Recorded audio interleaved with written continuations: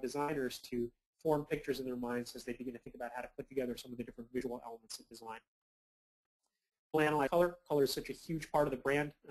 In this case, this is the existing web palette, which was developed for the old site.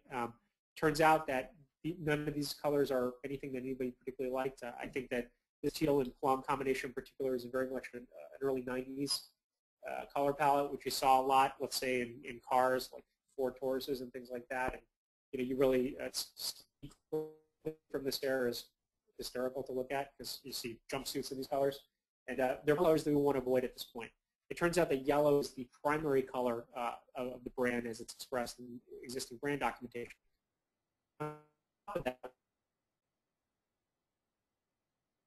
By Leadership Council that they were going to move. So analyze some blue palettes that urge upon them too much and stay away from them because, again, you want to be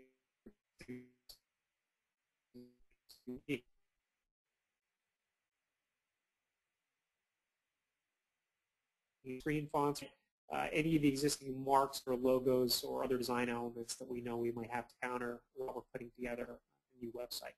This is the refresh and resurfacing. It's huge.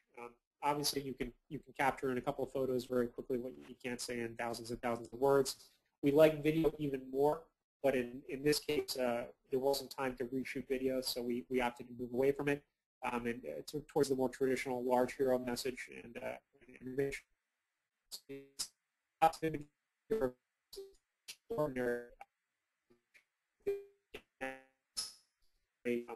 With students interacting and then the last piece of the art direction, which we accelerated in this case, was to really look at the messages, again, put together by Marianne, the fact that we're first and foremost an academic institution, that we're about global leadership for women, that we're about community and cultivating skills. And then we went ahead and we did what we call some art direction explorations. And these are really sketches, very quickly combining some of the elements above into little vignettes, which allow you to quickly convey an idea to a client so that they can get a sense of where the design is going without having to spend all the energy on doing fully detailed, what we call look-and-feel. So you see just a logo and some colors and some images being put together in some of these. And most of these were probably a little bit in one direction or another until we started getting to this one, where the feeling of a large hero image was really desired, as well as some soft focus.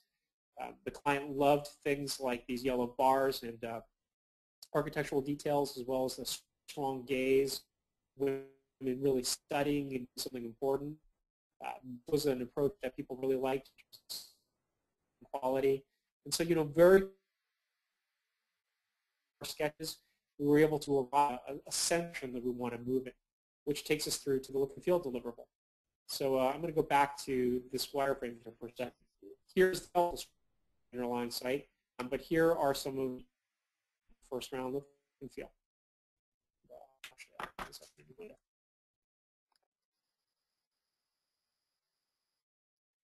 What I love about the look and feel, each one of them.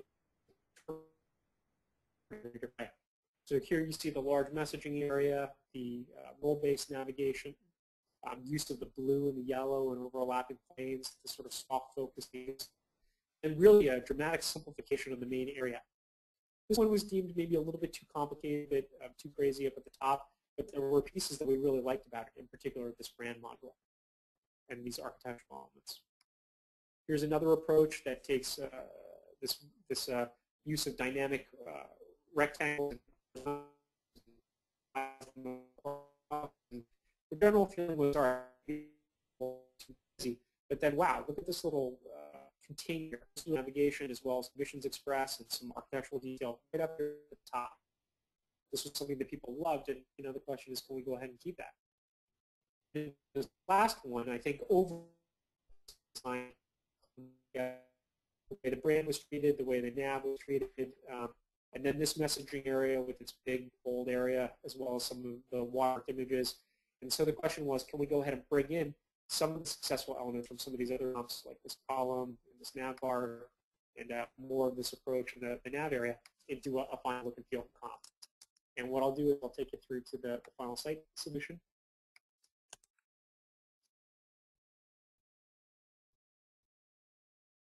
and this is the final design.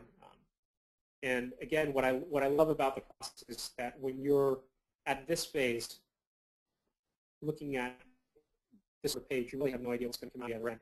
And then, boom, a few weeks later, you're at a place where this has been brought to life, and it's dramatic, and there are wonderful images and messages embedded, and it's just a wonderful process.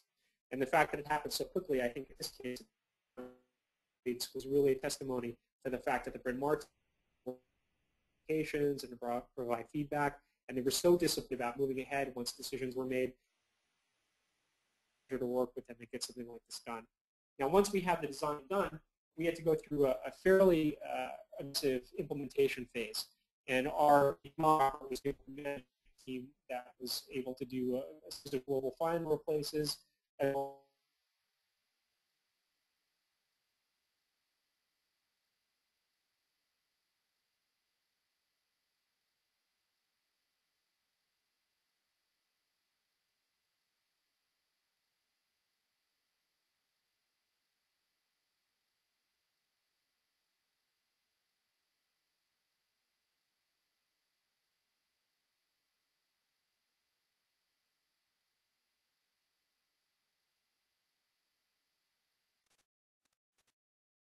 you see basically a representation of that with the design properly interpreted.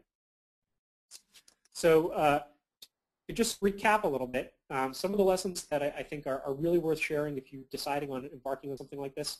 I don't think you can do a good refresh and silence all the critics and make everybody feel comfortable about it unless you're really going to commit to the fact that you know you're going to do a redesign sometime soon in the future. It's a huge issue to really get your team to understand that the web is an ongoing process. It's a publication you're going to be working on for the rest of your career at that institution, and there is really no such thing as getting it all right. So that you do the best you can within certain periods of time, and sometimes a refresh can be just the thing needed to jolt everybody awake, and then suddenly you've got people knocking on your door to help participate in the next redesign that you do. Clarifying the goals, making sure everyone understands what you're trying to do, what you're trying to do.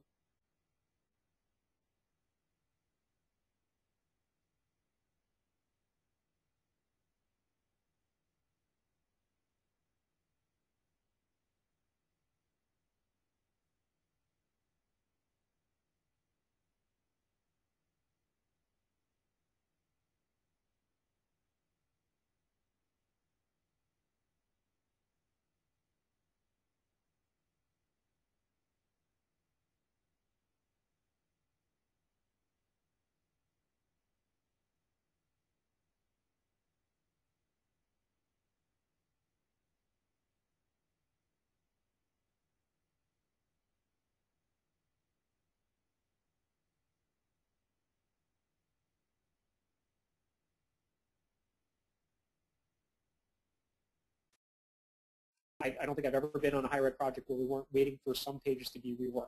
So that is a process which you can embark on before you do anything with graphic design and visual design. And then I think you want to make sure that as you're talking about visual design, you work with teams that really pay attention to maybe sometimes contradictory feedback that you have. As a designer, I personally enjoy it when I get handed something where the client says, we want to dump, let's say, all the information in the world on here, but it's got to be really clean and sparse. And you just say, well, how are you going to do that? Well, that is the act of design. And so making sure that everything that you say gets documented and listened to is what makes, I think, a design process enjoyable. And then finally, I think we were really, really conservative about the amount of time we had to implement and push the new templates up. And I think it still took a little bit longer than we expected. So it's always going to take longer than you expect, I think, when you've got a site in flight that you're responsible for managing. And it just can't hurt to double whatever your estimate is going to be. Last thing I would just mention is that we got the kitchen remodeling metaphor from a great article written by Brian Verhoeven, and you can see that link here. And click on that on this downloadable PowerPoint, and hopefully you enjoy that article as well. And this is where we took questions last time, and we had a couple of new ones about, what do you look for in the design process and so on and so forth. But these are the high-level points.